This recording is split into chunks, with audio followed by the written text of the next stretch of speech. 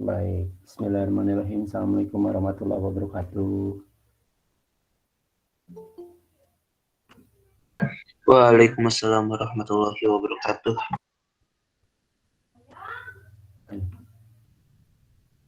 Mudah-mudahan kita semua selalu dalam keadaan sehat walafiat, senantiasa bahagia dan terus tetap semangat dalam pembelajaran di masa pandemi ini. Baik, sebelum kita mulai, mari kita berdoa terlebih dahulu. Saya mohon izin untuk dipimpin oleh Muhammad Samsul Arfan. Silakan untuk dipimpin berdoa supaya diberi kelancaran dalam pembelajaran hari.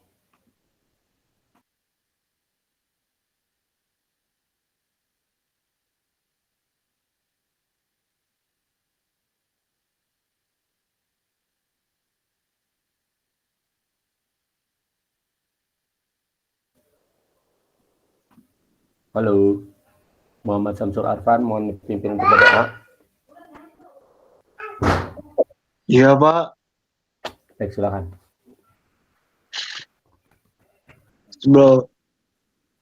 Sebelum memulai acara di pagi ini, marilah kita berdoa terlebih dahulu sesuai agama dan kepercayaan masing-masing.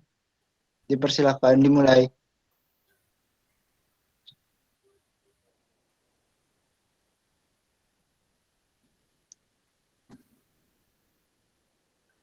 Ya, terima kasih. Lanjut, Pak. Terima kasih Muhammad Samsul Arfan. Baik, supaya tadinya hari ini saya akan mengadakan web meeting itu jam 10.15, tapi kebetulan karena ada rapat mendadak, jadi saya tidak bisa hadir, tapi ada beberapa informasi yang harus saya sampaikan di pembelajaran IAS ini. Oke, minggu lalu sudah saya sampaikan bahwasannya ada beberapa target materi yang nanti akan Anda selesaikan di semester genap ini. Dan target akhirnya adalah nanti Anda membuat sebuah lingkungan production untuk menampilkan sebuah aplikasi, apapun aplikasinya, tapi basisnya adalah basis microservice atau front end back end gitu. Jadi tidak lagi monolitik yang seperti Anda pelajari di PAS ya.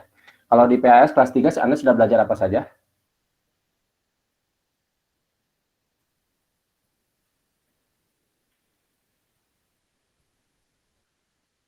Cela, di kelas 3 di PAS sudah belajar PAS. Proxmox terus. Baru itu, Pak. Oh, oke. Jadi satu semester baru install Proxmox saja ya?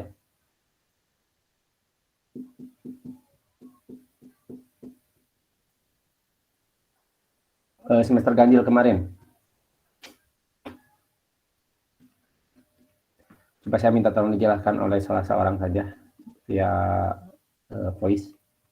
Satu Rabani. Di semester ganjil sudah belajar apa saja di PAS? Di PAS itu seperti kayak kelas 2 lagi, Pak. Jadi kita bikin OS, lalu bikin beberapa server seperti FTP server, webmail server, dan sebagainya, Pak. Seperti itu. Oke, di semester genap Proxmox gitu ya? Ya, Pak, baru Proxmox. Nah, jadi nanti di semester ganjil itu kemarin kan masih bicara tentang monolitik, lingkungan monolitik gitu ya. Jadi monolitik itu semuanya diinstalkan di semua layanan diinstalkan di satu lingkungan yang sama gitu. Nah, kalau sekarang tidak seperti itu. Jadi nanti harapannya adalah ada beberapa pemahaman-pemahaman terkait bagaimana sih lingkungan production itu gitu. Jadi kalau Anda membuat program disimpan di GitHub, nah bagaimana sih otomatis nanti akan terdeploy di lingkungan production. Jadi arahnya ke situ. Jadi materi-materi yang sudah saya sampaikan saya minggu lalu itu nanti arahnya ke situ. Nah, jadi ada beberapa materi yang nanti Anda selesaikan di semester genap ini. Hanya apa namanya ya? tools yang kemarin kita rencanakan untuk menggunakan AWS Educate sampai sekarang masih under review gitu. Jadi saya sudah mengajukan kelas baru atau kredit baru, tapi sampai sekarang sih masih under review.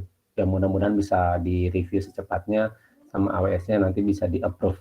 Jadi kalau di-approve nanti lingkungan prakteknya nanti akan di sana. Gitu sih ya. Nah, jadi nanti Anda jadi misalkan Anda di SAS sudah ada program, udah ada project gitu ya. Nah, jadi implementasinya proyek Anda itu nanti ditampilkan di IAS ini. Jadi membuat sebuah infrastrukturnya seperti apa sih dalam menampilkan sebuah aplikasi itu. Nggak sekedar hanya menampilkan seperti di IAS, seperti di PAS semester ganjil yang lalu. Gitu. Di LMS sudah tersedia aktivitas kegiatan belajar Anda hari ini.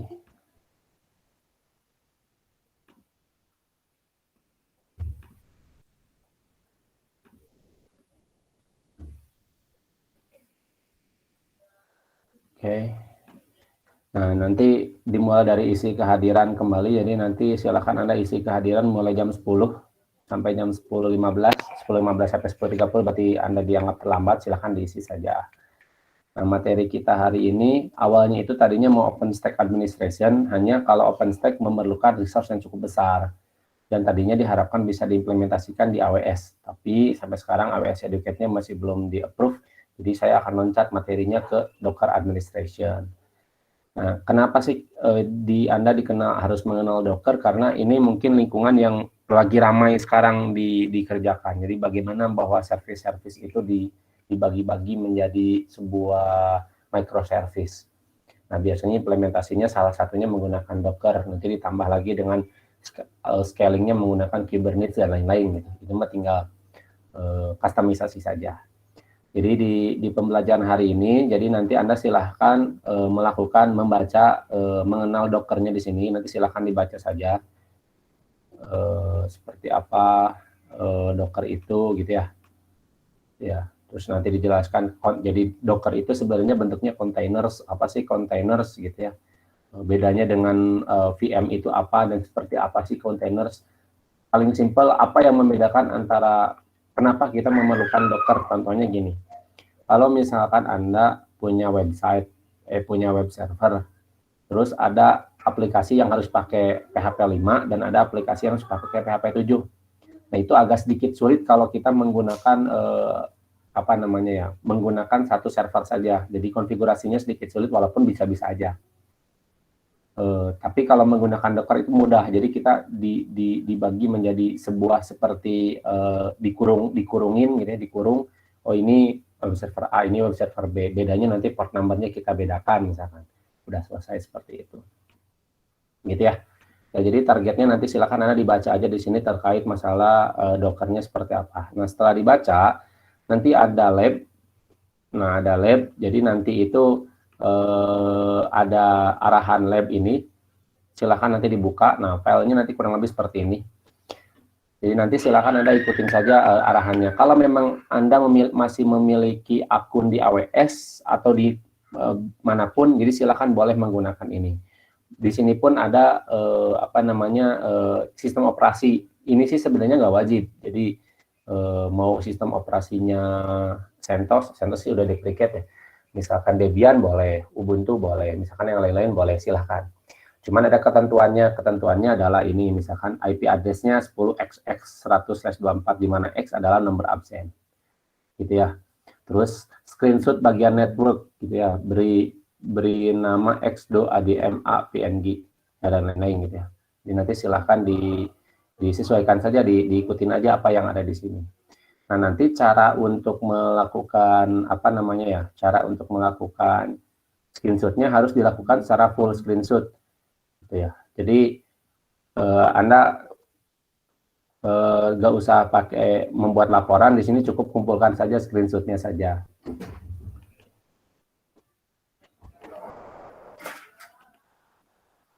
Ini contoh screenshot ya, misalkan contoh screenshotnya kayak gimana. Nah, misalkan kayak gini.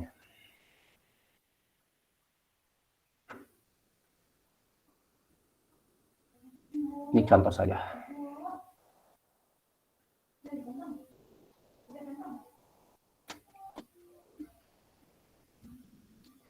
Nah, ini kalau karena saya menggunakan AWS, jadi nanti ditampilkan nih ya, private IP address-nya berapa, diminta berapa. Yang kedua kan tadi diminta ada nanti untuk meng-pull salah satu image dari Woolsey. Nah, nanti silakan ini ada, jadi tinggal ikutin aja sih sebenarnya arahan-arahan yang di sana sebenarnya. Cuman ada beberapa customisasi, misalkan pemahaman terkait IP address, pemahaman terkait SSH, misalkan dan lain itu silakan nanti di apa namanya ya di customisasi. Nggak harus mengikuti anjuran labnya seperti apa. Seperti itu. Nanti di akhir juga ada quiznya itu harus menampilkan seperti ini aplikasi. Berapa ya kemarin IP address-nya? Oh, servernya lagi mati. Pokoknya kuisnya nanti, nah seperti ini. Jadi nanti mengakses IP-nya, port number-nya bebas. Nah nanti ada aplikasi ini. Aplikasi ini nanti di apa namanya ya di pull dari image punyanya siapa. Terus nanti kita kerjakan di push ke image-nya kita. Gitu. Jadi nanti kita memiliki image yang dibuat dari open source-nya si aplikasi ini. Seperti itu. Nah, terkait labnya itu nanti dikerjakan boleh menggunakan VirtualBox karena Docker ini bisa, dan dua komputer itu satu memang untuk Dockernya, satunya lagi untuk menyimpan data aja sih nanti aplikasinya. Di lab kedua minggu depan juga ada tambah satu PC lagi. Jadi kalau laptopnya 4 GB masih bisa memenuhi untuk melakukan praktikum ini. Jadi tinggal Anda menyiapkan source image Ubuntu-nya saja. Apalagi kalau Anda sudah menginstalasi Proxmox gitu ya. Jadi image Ubuntu-nya kan sudah ada, jadi nanti bisa pakai image dari Proxmox juga nggak apa-apa. Itu mungkin yang dapat saya sampaikan hari ini. Intinya aktivitas yang ada di LMS sudah tersedia, nanti silakan selesaikan. Saya rasa pengerjaannya 1 jam 2 jam juga selesai. Tinggal Anda memahami lagi lebih lanjut untuk memahami, oh ini teh untuk ini, oh ini teh untuk ini, oh Docker teh geningan seperti ini, instalasinya kayak gini, gampangnya gini, susahnya gini gitu. Jadi memahami itu silakan nanti Anda menyimpulkan sendiri. Baiknya kalau kata saya, Anda membuat catatan dari lab ini yang ada di itu kan di situ ada ya, oh ada instalasi, oh Docker, oh uji instalasi, oh gini dan ini. Terus ada tools baru, misalkan ada komen-komen yang Anda kerjakan, maka dibuat catatannya. Baiknya sih seperti itu. Sampai sini ada yang ingin tanyakan?